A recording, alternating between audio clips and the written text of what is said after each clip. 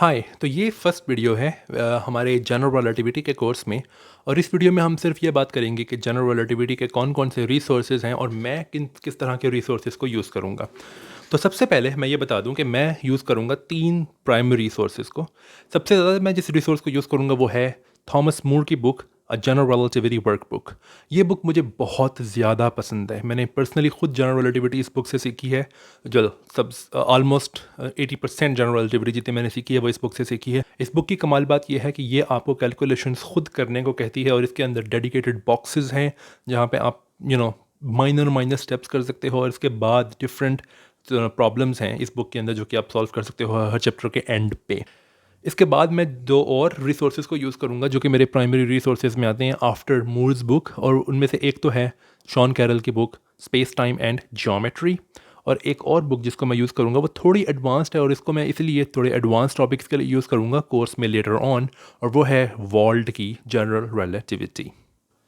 इन तीन primary resources के बाद मैं तीन और रिसोर्सेज को यूज़ करूँगा, लेकिन वो मेरे सेकेंडरी रिसोर्सेज होंगे और उनको मैं यूज़ करूँगा माइनर पॉइंट्स के लिए या फिर कुछ कॉन्सेप्चुअल पॉइंट्स मेक करने के लिए। उनमें से एक बुक जो है वो थोड़ी सी ईजी बुक है और वो दरअसल अंडर ग्रेजुएट्स के लिए लिखी गई है और उसका नाम है हार्टल्स बुक।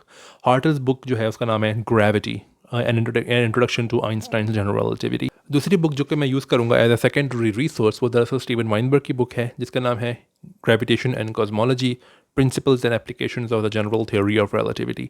ये काफ़ी कंसेप्चुअल बुक है और थोड़ी डिफरेंट बुक इसलिए है बिकॉज वाइनबर्ग ने इस पर्टिकुलर बुक में जियोमेट्री के रोल को इतना ज़्यादा कंसिडर नहीं किया, राइट। और क्योंकि उस वक्त वाइनबर्ग ये समझते थे कि जियोमेट्री जो है वो दरअसल फिज़िक्स में प्रिवेल नहीं करेगी, ख़ासतौर पर पार्टिकल फिज़िक्स में, लेकिन एक्चुअली बाद में उन्होंने अपनी स्टेटमेंट रिट्रैक्ट कर ली थी। खैर, ये बुक जो है ये काफ़ी बेहतर है फिज़िकल इंट्यूशन डेवलप करने के लिए, कुछ कॉन्सेप्चुअल पॉइंट्स मेक करने के लिए। तो इसको मैं अपना सेकेंडरी रिसोर्स के तौर पे यूज़ करूँगा। और तीसरा जो मेरा सेकेंडरी रिसोर्स होगा वो होगा हॉब्सन। हॉब्सन की बुक जो है जनरल रिलेटिविटी के ऊपर, ये काफ़ी अच्छी लिखी हुई है। इसमें भी कॉन्सेप्चुअल पॉइंट जो है अगर आपने मेक करने हैं तो ये बहुत ज़्यादा मददगार बुक है उसके लिए।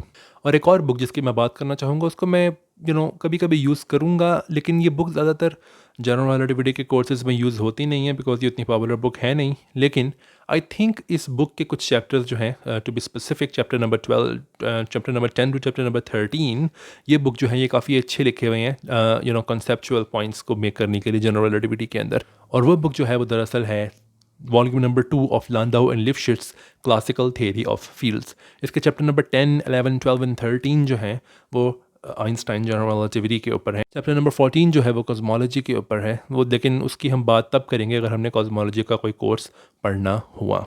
ओके, तो अभी तक मैंने अपने तीन प्राइमरी रिसोर्सेज की बात की है, तीन सेकेंडरी रिसोर्सेज की बात की है और एक और रिसोर्स की बात की है जो कि है लांडाउ एंड लिफ्शिट्स वॉल्यूम नंबर 2, जिसको मैं कभी कभी यूज़ करूँगा कॉन्सेप्चुअल पॉइंट्स को क्लियर करने के लिए। लेकिन अगर मैं जनरल रिलेटिविटी की बुक्स पे वीडियो बना रहा हूँ तो एक बुक को मेंशन किए बगैर तो मैं वीडियो ख़त्म कर ही नहीं सकता, और वो है बाइबल ऑफ जनरल रिलेटिविटी जिसका नाम है Mizner, Thor and wheelers gravitation.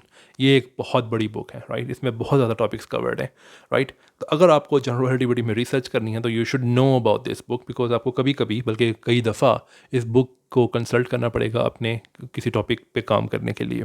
इसके अलावा एक और बुक जिसकी मैं बात करना चाहता हूँ वो दरअसल बाइबल है ब्लैक होल्स की, राइट। और वो है सुब्रमण्यम चंद्रशेखर की book the mathematical theory of black holes.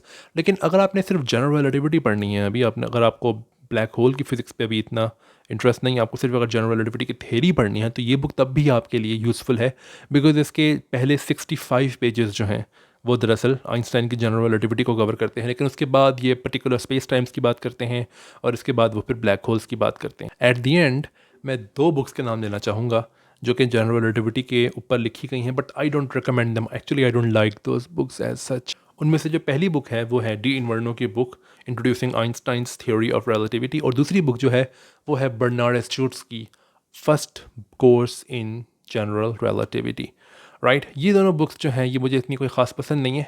हालांकि मैं सिर्फ एक चीज़ कह सकता हूँ कि बर्नार्ड स्टुर्ट्स की जो बुक है उसके अंदर ट्विन पैराडॉक्स की बहुत अच्छी डिस्कशन मौजूद है, काफ़ी लेंथी और काफ़ी डिटेल्ड डिस्कशन मौजूद है।